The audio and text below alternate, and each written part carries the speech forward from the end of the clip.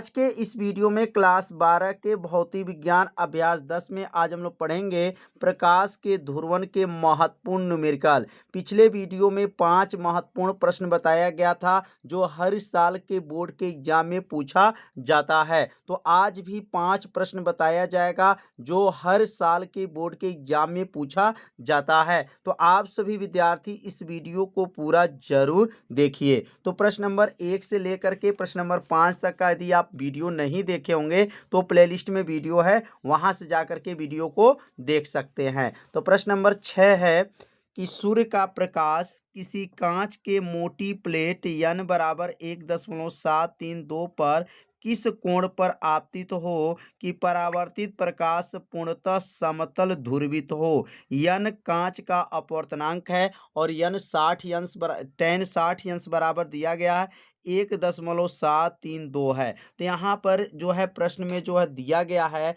n का मान जो है दे दिया गया, n का मान क्या है 1.732 दिया गया है। यहाँ लिखेंगे हल, और हल लिखने पर यहाँ पे नीचे लाइन लिखेंगे कि n बराबर प्रश्न में है 1.732 दिया गया है। अब यहाँ पे दिया किस कोण पर आपतित हो कि परावर्तित प्रकाश पूर्णतः क्या हो जाए, समतल हो जाए। तो यहाँ पर ध्रुवित की बात कहा गया है, तो ध्रुवण कोण पर पूछा जा रहा है।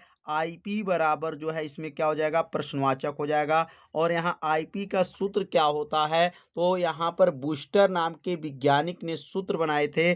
n बराबर होता है, n बराबर tan होता है, tan IP होता है। यह पिछले वीडियो में भी बताया गया था कि n बराबर क्या होता है, tan IP होता है। अब यहाँ n का मान क्या दिया गया, 1.732 दिया गया है, बराबर हो गया। अगला लाइन बनेगा यहाँ पर tan IP, यहाँ पे नोट कर लेंगे।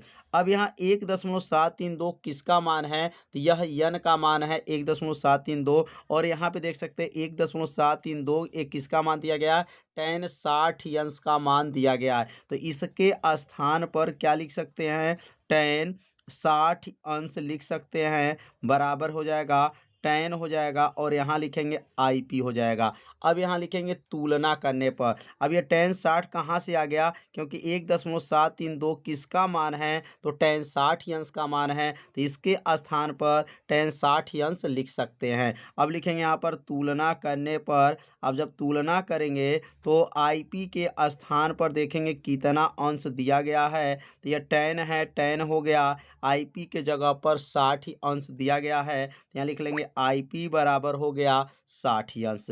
IP पर क्या नाम गया, 60 अंश। और IP का नाम क्या है, ध्रुवण कोण। क्या नाम है, ध्रुवण कोण। इसमें गणना करना था और ये गणना हो गया। तो बहुत सरल भाषा में बताया गया है, तो आप सभी विद्यार्थी से अपने कॉपी में जरूर नोट कर लीजिए, यह बहुत महत्वपूर्ण प्रश्न है। तो अब अगला प्रश्न है, y के सापेक्ष जल का अपवर्तनांक 1.33 है, जल के लिए ध्रुवण कोण ज्ञात कीजिए। और tan यहाँ पे दिया गया 53 अंश, बराबर दिया गया है 1.33। तो यहाँ पर इसका प्रयोग है, इसलिए यहाँ पर इसका मान दिया गया है। और यहाँ पे लिखेंगे सबसे पहले हल, और हल लिखने में यहाँ पहले नोट कर लेंगे किसका मान दिया गया है, तो अपवर्तनांक का मान दिया गया है। तो अपवर्तनांक n बराबर हो जाएगा 1.33 हो जाएगा, 1 क्या हो जाएगा, 33 यहाँ पर अपवर्तनांक का मान दिया गया है। अब यहाँ ध्रुवण कोण इसमें भी पूछा जा रहा है, तो यहाँ पर लिखेंगे IP बराबर क्या हो जाएगा, प्रश्नवाचक हो जाएगा। और सूत्र क्या बताया गया है, n बराबर जो है सूत्र होता है tan IP। यह किनके नियम से है, तो यह जो नियम है यह बूस्टर के नियम से है। और n का मान यहाँ कितना दिया गया है, तो n का मान 1.33 दिया गया, n के स्थान पे रख देंगे,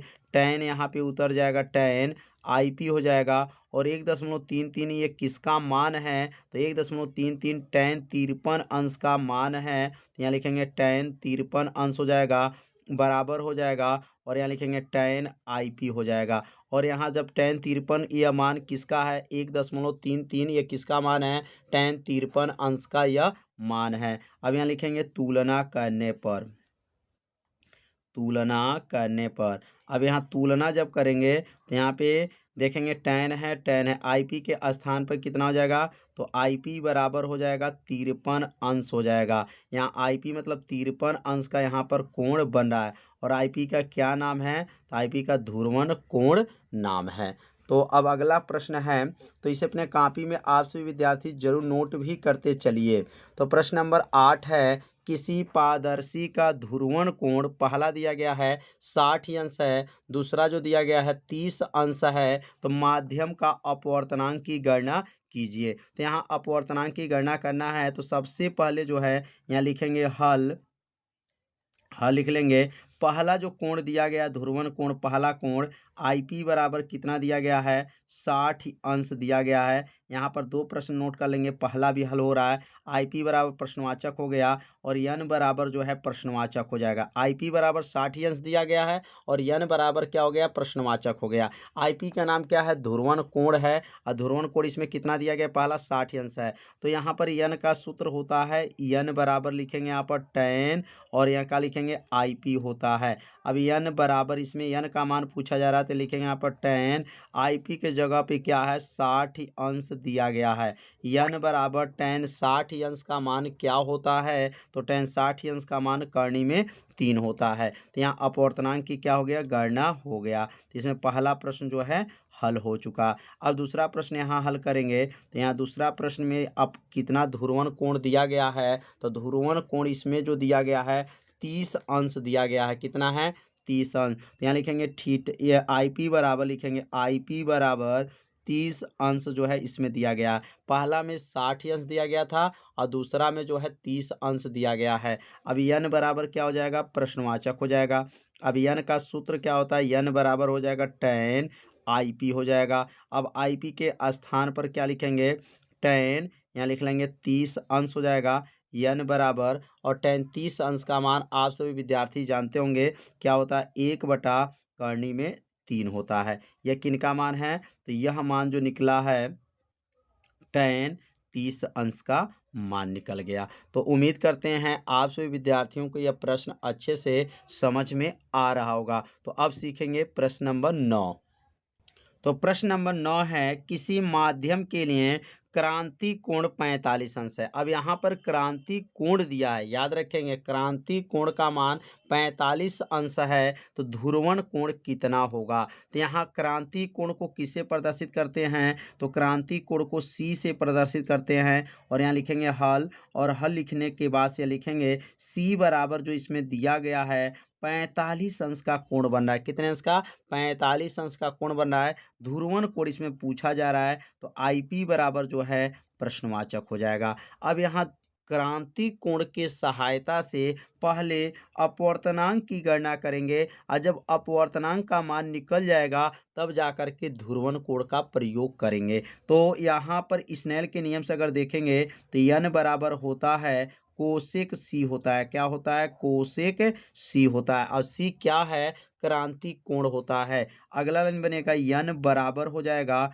और यहाँ लिखेंगे कोसेक हो जाएगा और C के जगह पे कितना दिया गया, 45 अंश दिया गया है। तो n बराबर हो जाएगा कोसेक 45 अंश का मान क्या होता है, तो कोसेक 45 अंश का मान करनी में 2 होता है। अब अगला लाइन बनेगा n बराबर, और करनी 2 किसका मान होता है, तो 1.414 होता है। यह n बराबर 1.414 कहाँ से आया, तो करनी 2 का मान 1.414 होता है।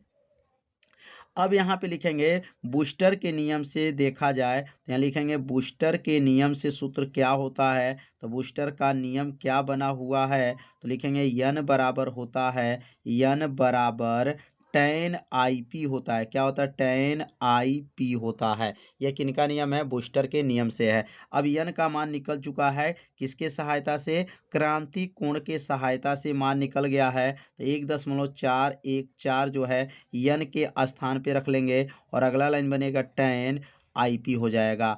अब यह 1.414 यह कितने अंश का मान है, तो 1.414 tan, तो tan 54.7 अंश का यह मान है। अब इसके स्थान पे जो है 1.414 के स्थान पे क्या लिख सकते हैं, tan 54.7 अंश बराबर यहाँ हो जाएगा tan IP हो जाएगा।